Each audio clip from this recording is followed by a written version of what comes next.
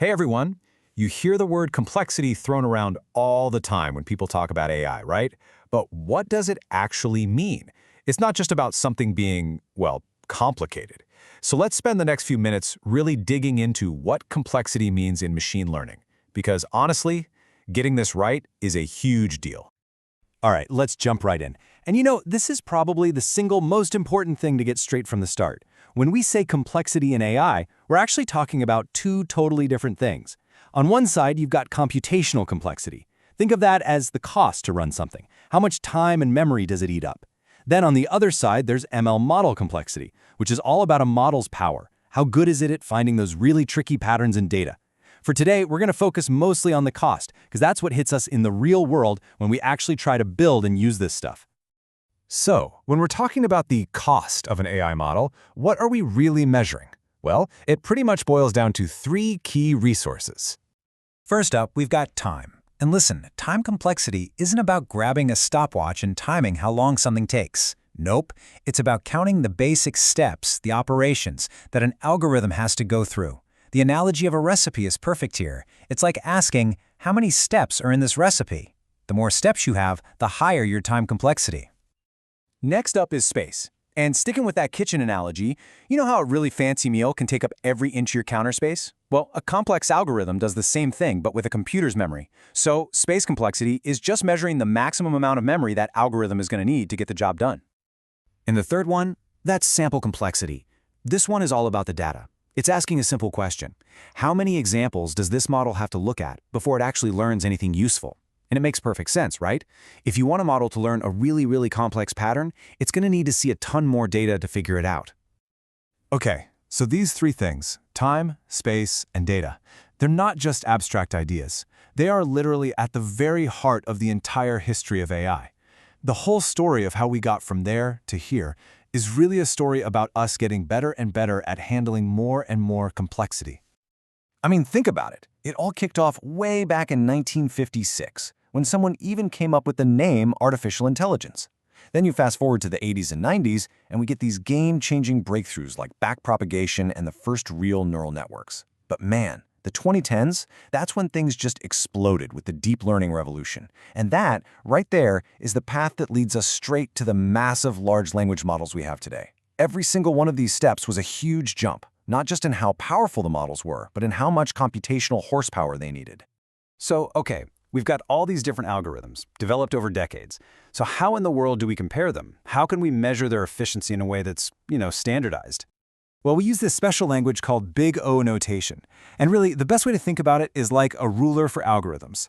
Now, it's not going to tell you this takes 5.3 seconds. What it does tell you is how an algorithm's performance changes as you throw more and more data at it. It's all about how it scales. And crucially, it's about the worst-case scenario, which is something you really need to know if you're building systems that have to be reliable.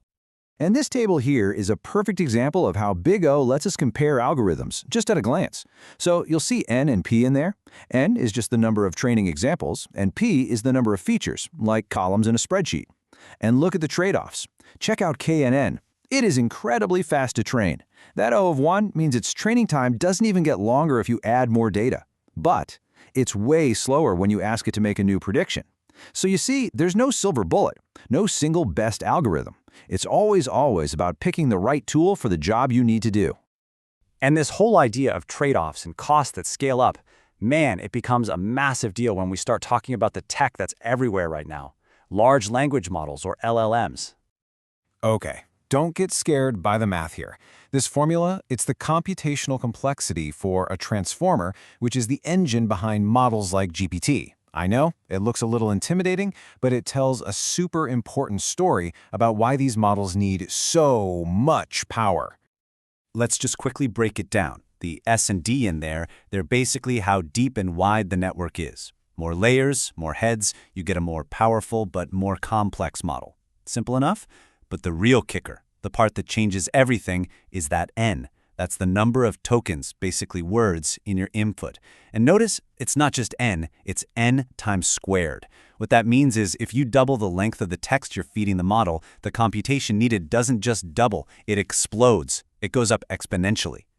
And just to put that crazy exponential growth into perspective for you, get this. A modern model, like Gemini 1.0 Ultra, it used 100 million times more computation to train than AlexNet, and AlexNet was considered this massive, groundbreaking model back in 2012. That is the insane scale we are dealing with today. And of course, that gigantic computational need, it translates directly into cold, hard cash. You can see it clear as day in how these models are priced. The more complex, more powerful models like GPT-4, well, they charge you a lot more for every single chunk of text they process compared to the simpler ones. It's that simple. You are literally paying for the complexity. So, why does any of this matter to you? Here's the bottom line. It's all a fundamental trade-off. More complexity can give you absolutely mind-blowing capabilities, for sure, but it always comes at a price. A price in money, in processing time, and in energy consumption.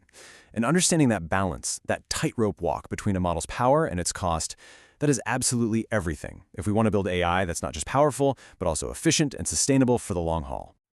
And that brings us to a final, really big question to think about. We're on this path where AI models are just getting exponentially more powerful, but they're also getting exponentially more complex and expensive to create and to run.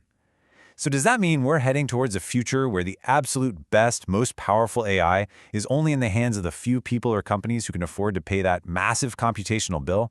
It's a really important thing to think about as we decide what this next generation of intelligence is going to look like.